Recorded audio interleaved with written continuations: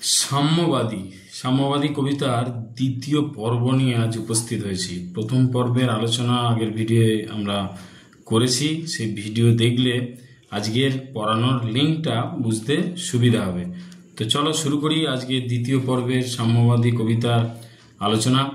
সাম্যবাদী অর্থাৎ আরেকবার মনে করে দিই, যে সমস্ত মানুষেরা সকলের সমাজে সমান সুযোগ সুবিধা অধিকার প্রতিষ্ঠায় বিশ্বাসী তাদেরকে সাম্যবাদী বলা হয়। আর এই মতবাদটা হচ্ছে সাম্যবাদ। তা এখানে প্রথম অংশে সারাংশ যদি একটু বলি, সেক্ষেত্রে দেখা যায় কবি বারবার বলছেন ধর্মকে বেশি প্রাধান্য দিলে হবে না। কে হিন্দু, কে মুসলিম, কে জৈন, কে বৌদ্ধ, এটা মানুষের পরিচয় না। মানুষের একমাত্র পরিচয় হচ্ছে সে মানুষ, এবং তার একমাত্র ধর্ম হচ্ছে মানব ধর্ম। মানুষকে ভালোবাসতে হবে, আলাদা করে ধর্মের প্রতিযোগিতা করাটা কখনোই কাম্য নয়। এরপরে অংশে কবি কি বলছেন, বন্ধু বলিনি ঝুট, মানে এতক্ষণ যে কথাগুলো বলেছি সে কথাগুলো কিন্তু বন্ধু মিথ্যা কথা বলিনি। ঝুট মানে মিথ্যা। বন্ধু বলতে তোমাকে আমাকে সমাজের দেশের সমস্ত আপামর জনগণকে বোঝাচ্ছেন কবি। এইখানে এসে লুটাইয়া পড়ে সকল রাজ মুকুট, রাজার মুকুট পর্যন্ত রাজা বিসর্জন দিতে সক্ষম হন যখন তিনি মনের আসল কথা, সত্য, জীবনের সত্য উপলব্ধি করতে সক্ষম হন। আসলে এখানে ভগবান বুদ্ধদেবের জীবনের কিছু প্রসঙ্গ এনেছেন। তিনি রাজার সন্তান ছিলেন, তিনি পরবর্তীকালে রাজ সিংহাসনে বসতেন, কিন্তু মানুষের দুঃখ কষ্ট দেখে তিনি বিচলিত হয়ে পড়েছিলেন। তখন তিনি রাজ সিংহাসন পরিত্যাগ করে তিনি জগৎ সংসারের কল্যাণে নিজেকে নিয়োজিত করলেন, তার সমস্ত ভোগ বিলাসিতাকে বিসর্জন করে। সেই প্রসঙ্গটা এখানে বোঝানোর চেষ্টা করেছেন কবি। এই হৃদয়ই সেই নীলাচল, নীলাচল বলতে পুরী, কাশী, মথুরা, বৃন্দাবন, এগুলো সব একের পর এক আমাদের বিখ্যাত হিন্দুদের পবিত্র তীর্থস্থান। কাশী, মথুরা, বৃন্দাবন উত্তরপ্রদেশে অবস্থিত। বুদ্ধ গয়া বৌদ্ধদের পবিত্র তীর্থস্থান। বিহারে অবস্থিত। জেরুজালেম ইহুদিদের বা খ্রিস্টানদের তীর্থস্থান। ইসরায়েল প্যালেস্টাইনে অবস্থিত। মদিনা, কাবা ভবন, এগুলো হচ্ছে ইসলাম সম্প্রদায়ের পবিত্র তীর্থস্থান। মক্কার বিখ্যাত মসজিদের ভেতরের অংশটাকে কাবা ভবন বলা হচ্ছে, যেখানে পবিত্র নামাজ পাঠ করেন মুসলিম ভাইরা, তার কথা বলছে। মসজিদ, এই মন্দির, এই গির্জা, এই হৃদয়। আসল তীর্থস্থান কোথায় জানো? কবি সবাইকে বলছে তোমার এই মনটাই, তোমার এই চিত্তটাই, তোমার এই সুন্দর অন্তঃস্থলটাই হচ্ছে আসল মসজিদ, মন্দির, গির্জা, সেটা হচ্ছে হৃদয়। এইখানে বসে ঈশা মুসা পেল সত্যের পরিচয়।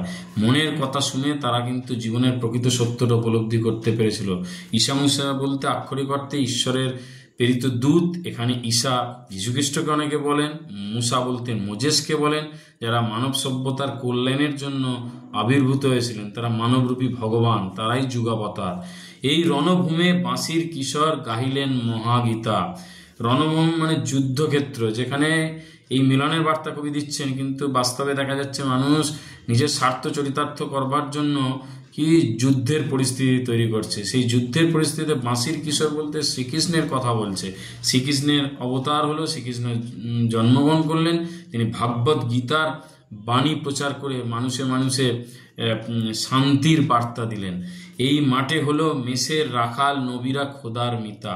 নবী কথার অর্থ হচ্ছে ঈশ্বর প্রেরিত দূত। এই মাঠ হচ্ছে এই পৃথিবীর কথা বলছে, যেখানে ক্ষুধার মানে হচ্ছে ঈশ্বরের বন্ধু, মানে ঈশ্বরের অবতার রূপে যে সমস্ত মানুষদের আবির্ভাব হয়েছে তাদের উদ্দেশ্যে বলছেন। তারা মানুষকে কিন্তু শান্তির বার্তা দিয়েছেন, প্রকৃত সত্যটা বোঝানোর চেষ্টা করেছেন।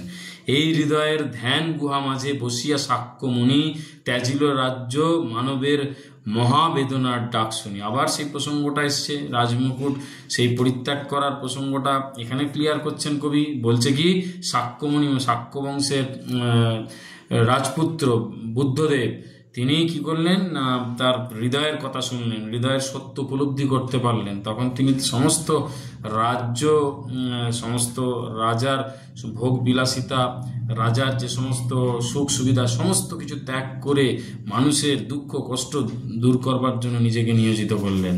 এই কন্দরে আরব দুলাল শুনিতেন আহ্বান, এইখানে বসে গাহিলেন তিনি কোরআনের সামগান।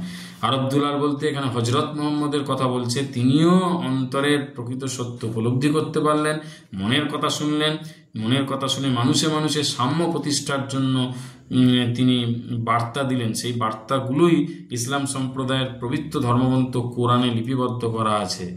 কবি আবার বলছেন, মিথ্যা শুনিনি ভাই, আমি কিন্তু মনের কথা যেটা শুনেছি সেটা সত্য, তুমি উপলব্ধি করবে। তোমার যখন সেই চেতনা জাগবে, সেই বোধ তৈরি হবে। এই হৃদয়ের চেয়ে বড় কোনো মন্দির কাবা নাই, কোনো মন্দির মসজিদ ইসলাম সম্প্রদায়ের বলো হিন্দু সম্প্রদায়ের বলো বড় তীর্থস্থান পৃথিবীতে কোথাও নেই। সেই মনটাকে পবিত্র করতে হবে, শুদ্ধ করতে হবে, মানুষের তরে নিজেকে নিয়োজিত করতে হবে। এই বার্তাই কবিতার শেষাংশে কবি দিচ্ছেন। ধন্যবাদ।